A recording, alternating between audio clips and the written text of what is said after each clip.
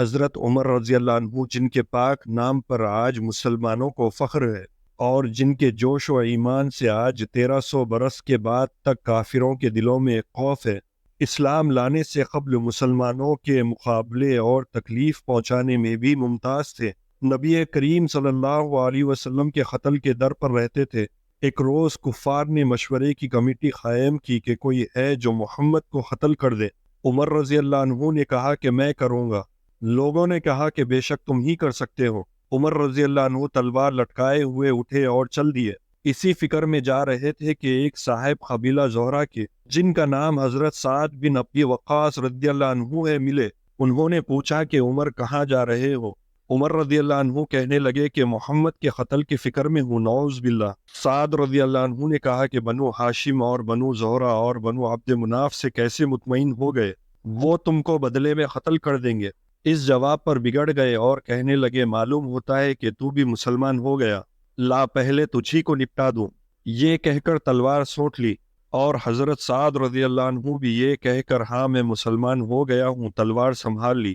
دونوں طرف سے تلوار چلنے کو ہی تھی کہ حضرت سعد رضی اللہ عنہ نے کہا کہ پہلے اپنے گھر کی خبر لے لے، تیری بہن اور بہنوئی دونوں مسلمان ہو چکے ہیں۔ یہ سننا تھا کہ غصے سے بھر گئے اور سیدھے بہن کے گھر گئے۔ وہاں حضرت خباب رضی اللہ عنہ کیواڑ بند کیے ہوئے ان دونوں میاں بیوی کو قرآن شریف پڑھا رہے تھے۔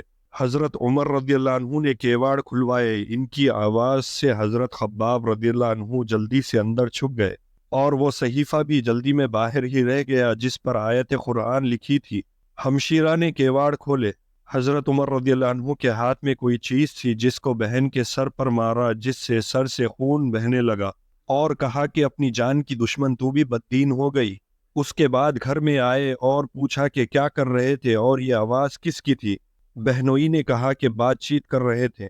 عمر رضی اللہ عنہ کہنے لگے کیا تم نے اپنے دین کو چھوڑ کر دوسرا دین اختیار کر لیا؟ بہنوئی نے کہا کہ اگر دوسرا دن حق ہو تب یہ سننا تھا کہ ان کی داڑھی پکڑ کر کھینچے اور بے تحاشا ٹوٹ پڑے اور زمین پر گرا کر خوب مارا۔ بہن نے چھڑانے کی کوشش کی تو ان کے منہ پر ایک تماشا اس زور سے مارا کہ خون نکل آیا۔ وہ بھی آخر عمر رضی اللہ عنہ کی بہن تھی۔ کہنے لگی کہ عمر ہم کو اس وجہ سے مارا جاتا ہے کہ ہم مسلمان ہو گئے۔ بے شک ہم مسلمان ہو گئے ہیں، جو تجھ سے ہو سکتا تو کر لے۔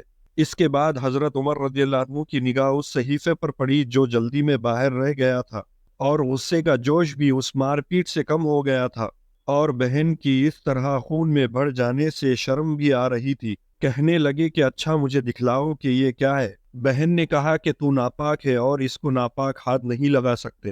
ہر چند اصرار کیا مگر وہ بے وضو اور غسل کے دینے کو تیار نہ ہوئی۔ حضرت عمر رضی اللہ عنہ نے غسل کیا اور اس کو لے کر پڑھے۔ اس میں سورہ طٰہٰ لکھی ہوئی تھی، اس کو پڑھنا شروع کیا۔ سورہ طٰہٰ کی آیت پڑھ کے حالت ہی بگڑ گئی۔ کہنے لگے کہ اچھا مجھے محمد کی خدمت میں لے چلو۔ یہ الفاظ سن کر حضرت خباب رضی اللہ عنہ اندر سے نکلے اور کہا کہ اے عمر تمہیں خوشخبری دیتا ہوں کہ کل شب میں حضور اقدس صلی اللہ علیہ وسلم نے دعا مانگی تھی، یا اللہ عمر اور ابو جہل میں جو تجھے زیادہ پسند ہو اسے اسلام کو قوت عطا فرما۔ یہ دونوں قوت میں مشہور تھے۔ معلوم ہوتا ہے کہ حضور اقدس صلی اللہ علیہ وسلم کی دعا تمہارے حق میں قبول ہوئی۔ اس کے بعد حضور صلی اللہ علیہ وسلم کی خدمت میں حاضر ہوئے اور جمعہ کی صبح کو مسلمان ہوئے۔ ان کا مسلمان ہونا تھا کہ کفار کے حوصلے پست ہونا شروع ہو گیا، مگر پھر بھی یہ نہایت مختصر جماعت تھی، اور سارا مکہ بلکہ سارا عرب اس لیے اور بھی جوش پیدا ہوا، اور جلسے کر کے مشورے کر کے ان حضرات کو ختم کرنے کی کوشش ہوتی تھی، اور طرح طرح کی تدبیریں کی جاتی تھی۔ لیکن اتنا ضرور ہوا کہ مسلمان مکہ کی مسجد میں نماز پڑھنے لگے۔ حضرت عبداللہ بن مسعود رضی اللہ عنہ فرماتے ہیں کہ عمر رضی اللہ عنہ کا اسلام لانا مسلمانوں کی فتح تھی، اور ان کی ہجرت مسلمانوں کی مدد تھی، اور ان کی خلافت رحمت تھی۔